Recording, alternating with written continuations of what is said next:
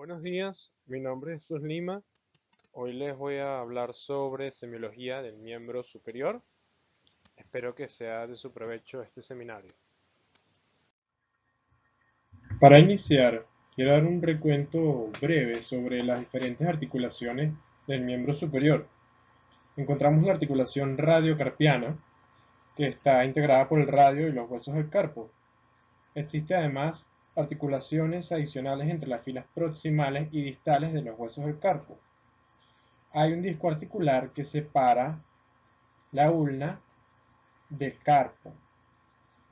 También vamos a encontrar la articulación carpo-metacarpiana, articulación metacarpo-falange proximal y entre la falange media y la falange distal.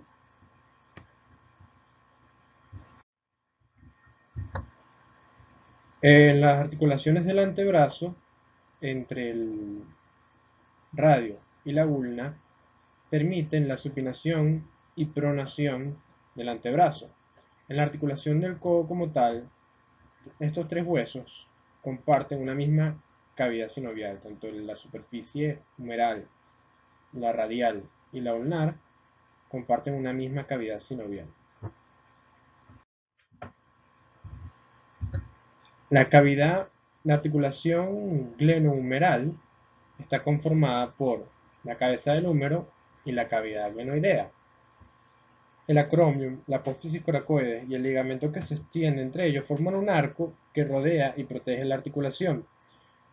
Hay cuatro músculos, conocidos como manguito rotador en conjunto, que le van a dar estabilidad a esta articulación y mantienen a la cabeza del húmero en la cavidad glenoidea, que son el supraespinoso, el infraespinoso, el redondo menor y el subescapular. Hay otras dos articulaciones adyacentes a la glena humeral que completan el cinturón escapular: la articulación acromioclavicular y la articulación esternoclavicular.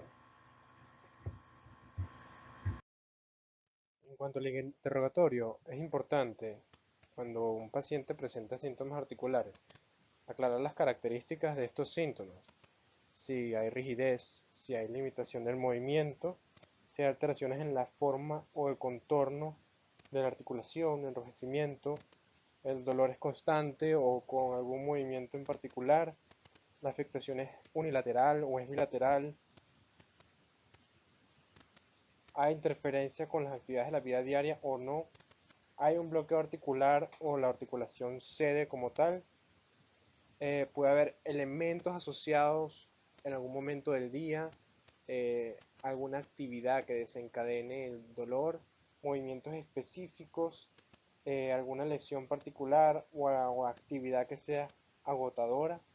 Se pueden también investigar sobre factores temporales, variaciones en la frecuencia o en las características de los episodios. Puede mejorar o empeorar al pasar el día, la naturaleza de la presentación, si es lenta o rápida, y también cómo responde los síntomas a las medidas de tratamiento, ya sea ejercicio y reposo, reducción de carga física, fisioterapia y calor o hielo. Como regla general, en el examen físico se deben seguir estas tres acciones principales. En cuanto a la inspección, debemos anotar y evaluar si hay alteración del calor, si hay hinchazón, si se visualiza algún tipo de masa, evaluar el tamaño global de la extremidad y si existe deformidad o agrandamiento, valorar asimismo alineación, el contorno y la simetría. En cuanto a longitud y posición, se debe esperar una simetría bilateral. ¿Okay? En cuanto a la palpación, se debe palpar los huesos, articulaciones y músculos que rodean la articulación, tomar en cuenta y tomar nota de si hay calor, sensibilidad dolorosa e hinchazón a la palpación, y si hay fluctuación de una articulación asociada a derrame, crepitación, dolor y resistencia a la presión. En cuanto a la amplitud de movimiento, cada articulación tiene una maniobras específicas para evaluar la amplitud de movimiento. Se debe hacer tanto activo como pasivo y se debe hacer notar si hay dolor, si hay limitación de movimiento, si el movimiento es espástico, si hay inestabilidad articular, si hay deformidad o contractura que sugiere algún problema de articulación. Y también quiero hacer resaltar que no debe presenciarse o evidenciarse crepitación ni sensibilidad dolorosa con el movimiento. Cualquier tipo de evidencia de esto nos hace pensar en patología propia de la articulación.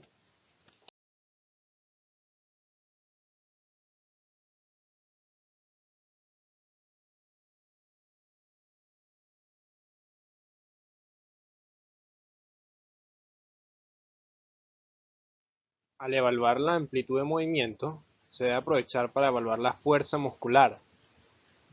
Pídale al paciente que contraiga el músculo que usted indica, extendiendo o flexionando la articulación, y luego pídale que resista mientras usted hace oposición a su movimiento. Debe asimismo comparar la fuerza con el miembro del lado contrario y valorar si hay algún grado de debilidad. En base hay una escala de 1998 de Jacobson que clasifica en grados la fuerza muscular, del 0 al 5.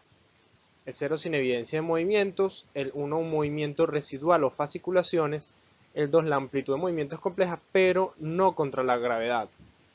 El grado 3, la amplitud de movimiento es completa contra la gravedad pero no vence una resistencia. La amplitud 4, el grado 4, perdón, hay amplitud de movimiento completo que vence la gravedad y cierta resistencia, aunque es notoria que es débil en comparación con el lado contrario. Y el nivel de fuerza muscular 5, la amplitud del movimiento es complejo y contra una resistencia adecuada y es bilateral el mismo grado de fuerza.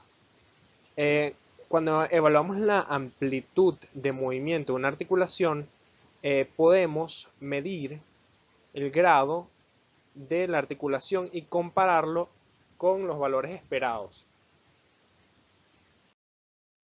Una vez en el examen físico de las manos y de la muñeca, se debe primeramente hacer la inspección de la eminencia hipotenar y de la eminencia tenar y de los pliegues palmares y los pliegues falángicos. Luego debemos palpar cada articulación de la mano y las articulaciones interfalángicas con los dedos pulgar e índice. Y luego proceder a las articulaciones metacarpofalángicas con ambos pulgares.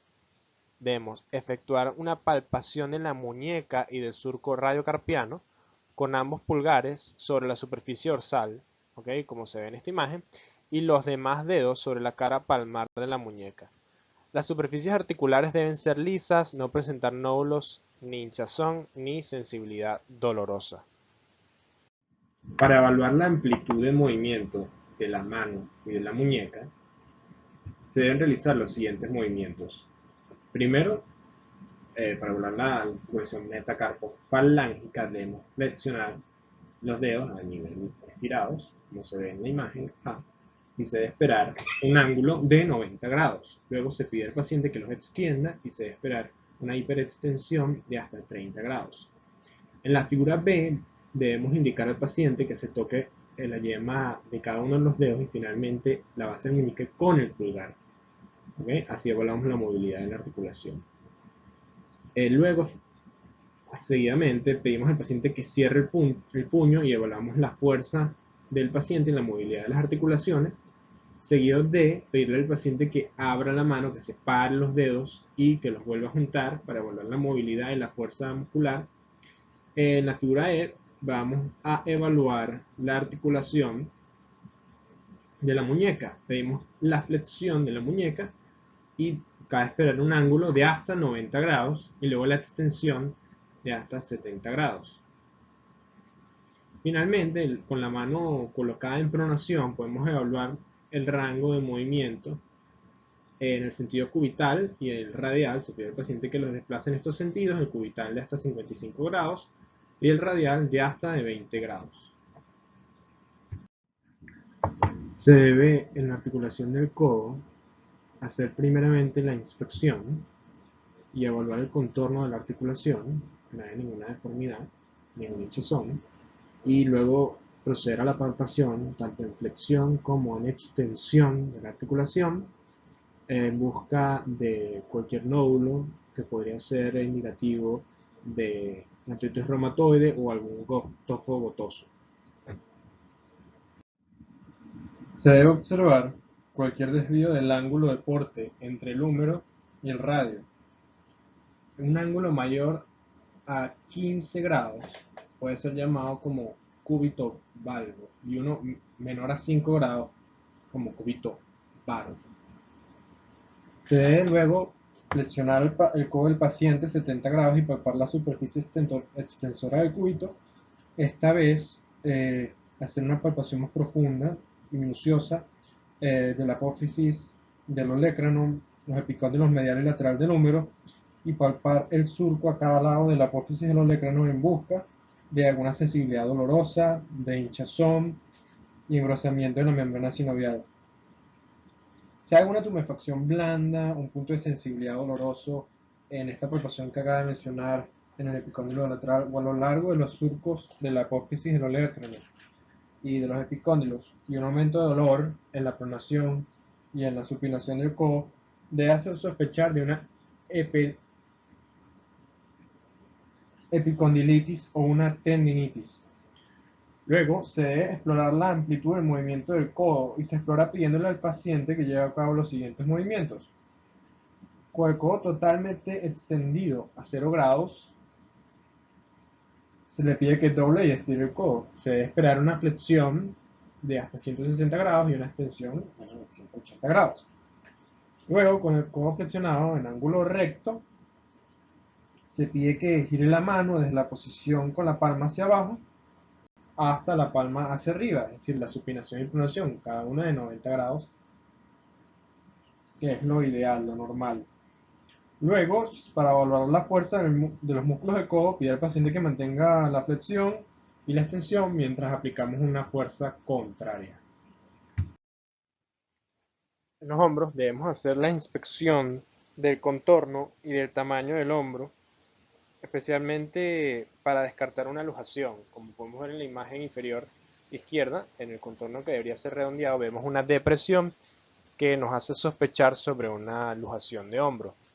También debemos evaluar el contorno de las escápulas al hacer la abducción, porque podemos evidenciar un aleteo que es típico o escápula alada también se le llama, de la lesión del nervio que inerva al músculo serrato anterior. Para examinar la amplitud de movimiento, se debe pedir al paciente que realice los siguientes movimientos. Primero, que eleve ambos brazos hacia adelante y por encima de la cabeza. Es de esperar una flexión hacia adelante de 180 grados.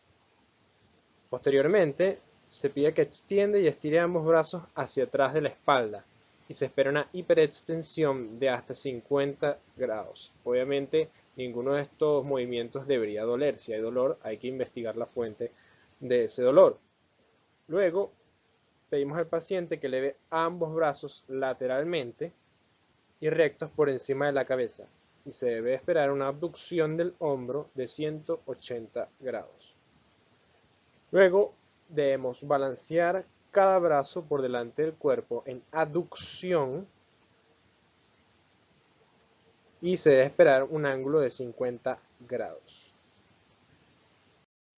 Seguimos colocando ambos brazos detrás de las caderas con los codos hacia afuera y se debe rotar internamente y se debe esperar un ángulo de 90 grados. Luego situamos ambos brazos detrás de la cabeza con los codos hacia afuera y debemos esperar una rotación externa de 90 grados. Finalmente pedimos al paciente que encoja los hombros y deben subir de forma simétrica. Podemos hacer oposición para medir la fuerza muscular y evaluar la inervación.